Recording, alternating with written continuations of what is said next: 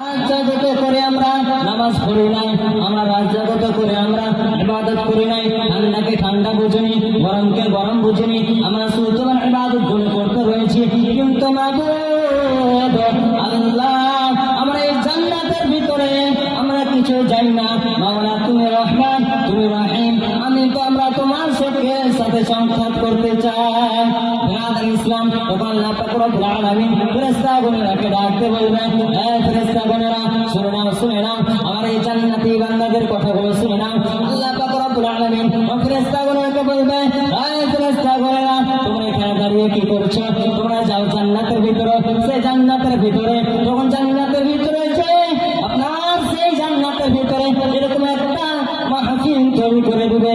সেই জান্নাতের ভিতরে এমন একটি মাহফিল তৈরি করবে, যেমন আজকে আসদুল্লাহ ক্লাতে আজকে এই জান্নাতি মাহফিল লেগেছে, জান্নাতি প্যান্ডেল বসেছে। ব্রাদার ইসলাম সেই রকম সেই জান্নাতের ভিতরে জান্নাতি মানুষগুলোকে নিয়ে সবাই নিয়ে জান্নাতে মাহফিল হবে। তখন ব্রাদার ইসলাম আল্লাহ পাক রব্বুল আলামিন ফেরেশতাগণকে বলবে, হে ফেরেশতাগণেরা শুনে নাও, শুনে নাও, জান্নাতের ভিতরে এমন সেই জান্নাতের ভিতরে সে বক্তাগণ থাকবে উপস্থিত, আর কেউ না, আর কেউ না, যার কণ্ঠ শুনে আপনার শুধু মানুষ বলে না, শুধু মানুষ বলে না, শুধু মানুষ বলে না,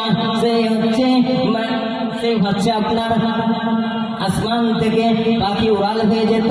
সেই পাখিগুলো হচ্ছে তার কোরআন তেলাওয়াত শুনতো, তার এত মধুর কোরআন তেলাওয়াত। ব্রাদার ইসলাম তখন হচ্ছে আপনার সেই আপনার নদীতে মাছ হিলতো, সেই মাছ নদীতে মাছ হিলতো, সেই মাছগুলো হচ্ছে আপনার তার কোরআন তেলাওয়াত শুনতো। তখন ব্রাদার ইসলাম আর তারপর হবে আল্লাহ পাক রব্বুল আলামিন বলবেন, তৃতীয় বক্তা হিসেবে প্রধান বক্তা হিসেবে উপস্থিত থাকবেন আর কেউ না, আর কেউ না, আমাদের নবী, আপনার নবী, দোজাহানের নবী, নবী মুস্তাফা রাসূলুল্লাহ সাল্লাল্লাহু তাআলা আলাইহি ওয়াসাল্লাম, তিনি উপস্থিত থাকবেন সেই জান্নাতের ভিতরে প্রধান বক্তা হিসেবে। আর ব্রাদার ইসলাম আবার আল্লাহ পাক রব্বুল আলামিন ফেরেশতাগণকে বলবে, হে ফেরেশতাগণেরা জান্নাতের ভিতরে চেয়ারগুলো এমন থাকবে, চেয়ারগুলো এমন থাকবে এই জমিনে আসমান থেকে নিয়ে জমিন থেকে নিয়ে দিবেন, তবুও সেই জান্নাতের ভিতরে চারখানটা চেয়ারে পায়ে সমান হবে না। তখন ব্রাদার ইসলাম তখন আবার আল্লাহ পাক রব্বুল আলামিন বলবেন, আর সেই জান্নাতের ভিতরে আপনার আগাদিকে বসে থাকবে আর কেউ না, সমস্ত আর কেউ না, সমস্ত হচ্ছে আপনার পয়গম্বরগণ, তাদের পিছনে থাকবে আমাদের নবী, আপনার নবী, দোজাহানের নবী, নবী মুস্তাফা রাসূলুল্লাহ সাল্লাল্লাহু তাআলা আলাইহি ওয়াসাল্লাম, তার উম্মতগণ তাদের পিছনে থাকবে।